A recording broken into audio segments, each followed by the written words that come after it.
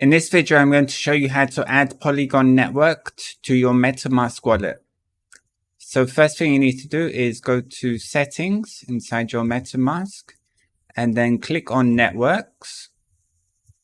Now you need to add a network, and you can open up this link on Binance, which is titled How to Add Polygon to MetaMask.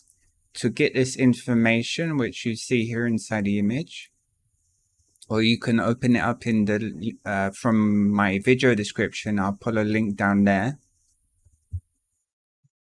So we need to input this information. So network name should be Polygon. The RPC URL can be either. I'm just going to choose this one.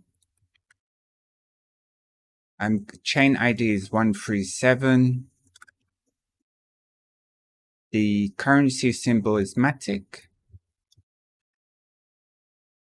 And block explorer URL is Polygon scan.